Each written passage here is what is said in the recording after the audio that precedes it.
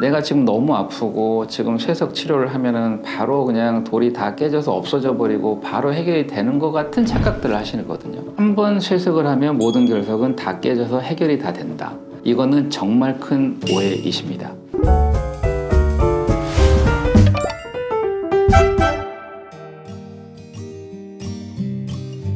안녕하십니까. 골드만 비뇨기과 민승기 원장입니다. 비뇨기과 그러면은 여러 질환들을 보긴 하지만 가장 흔한 질환 중에 하나가 요로결석이 아닌가 싶습니다. 통계적으로도 그렇지만 갈수록 요로결석 환자는 늘어나고 있는 것 같고요.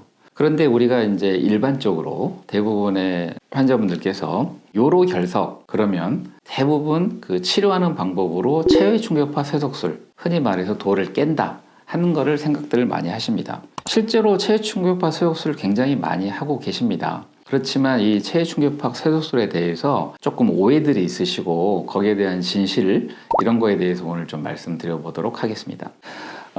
요로결석을 치료하는 방법은 굉장히 다양합니다. 조그만 결석은 저절로 빠질 수도 있기 때문에 기다리는 것도 한 가지 방법이고요.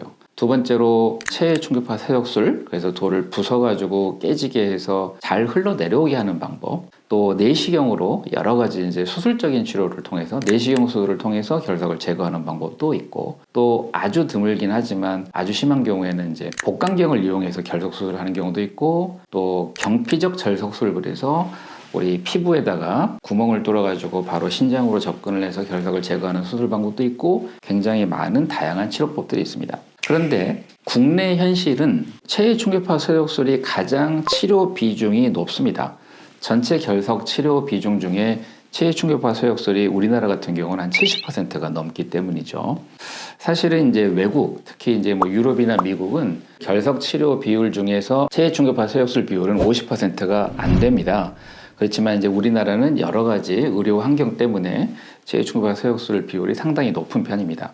일반인들께서 이제 체외충격파 쇠석술을 생각하실 때 오해하고 계시는 것들. 첫 번째, 한 번 쇠석을 하면 모든 결석은 다 깨져서 해결이 다 된다. 이거는 정말 큰 오해이십니다. 우리가 결석이라는 게 체외충격파 쇠석술을 했을 때 잘 깨지는 돌, 잘 안 깨지는 돌, 또 결석 위치, 크기, 형태 이런 거에 따라서 성공률이 굉장히 차이가 많이 나거든요. 그런데 일반적으로 환자들께서는 내가 지금 너무 아프고 지금 쇠석 치료를 하면은 바로 그냥 돌이 다 깨져서 없어져 버리고 바로 해결이 되는 것 같은 착각들을 하시거든요. 근데 그거는 정말 큰 오류시고요. 우리나라 이제 그 건강보험 심사평가원 통계를 보면 보통 쇠석하는 평균 시술 횟수가 거의 3회 가까이 됩니다. 즉 결석 하나당 거의 한 3번 가까이 쇠석을 해야만 해결이 된다. 이게 평균이거든요. 그래서 절대 한 번에 다 깨지는 건 아니다. 또 이제 크기가 크면 클수록 당연히 한 번 쇠석을 해서 깨질 확률이 떨어지겠죠. 그래서 사실 저희 이제 비뇨기과 교과서라든가 진료 지침에는 거대 결석, 보통 이제 1cm를 기준으로 하는데 1cm가 넘는 요관 결석은 체외충격파 쇠석술보다는 수술적인 치료가 더 좋다. 내시경적인 수술적인 치료가 좋다라고 일단 권장을 그런 식으로 하고 있습니다. 또 어떤 분들께서는 통증은 굉장히 심한데 결석 크기가 굉장히 작은 분들이 계십니다. 거의 한 3mm, 2mm 막 이 정도. 근데 또 크기가 클수록 더 아프고 크기가 작을수록 덜 아프고 또 절대 아니거든요. 크기가 작은 경우도 굉장히 아픈 경우가 있는데 크기가 작은 경우 결석도 쇠석을 바로 하기를 원하시고 쇠석을 하면은 바로 다 해결이 돼서 안 아프게 될 거라고 또 오해를 하십니다.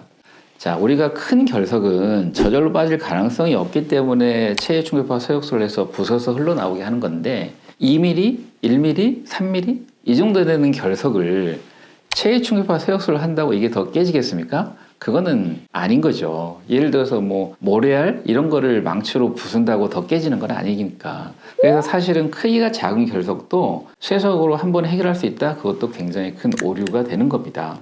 그래서 이제 크기가 너무 작은데 통증이 너무 심하다 그러면 이것도 역시 내시경 수술을 해서 빨리 제거를 하는 게 가장 효과적인 치료법이 될 수가 있습니다. 그 다음에 이제 또 환자분들께서 오해하는 두 번째는 모든 결석은 다 쇠석으로 치료할 수가 있다. 모든 결석은 다 깨진다.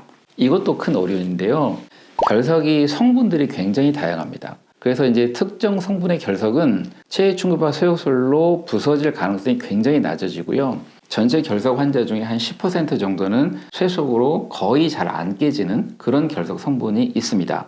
그래서 이런 경우는 진짜 한 몇 번 시도를 해보고 전혀 변화가 없다. 그러면 빨리 수술적 치료로 전환을 하는 게 현명한 길입니다. 우리나라 건강보험심사평가원에서도 3회 정도는 시도를 해볼 수 있다. 체해충파 세역술을. 그렇지만 3회 시도를 했는데 전혀 변화가 없다. 그러면 수술적인 치료를 더 권장을 하기도 합니다.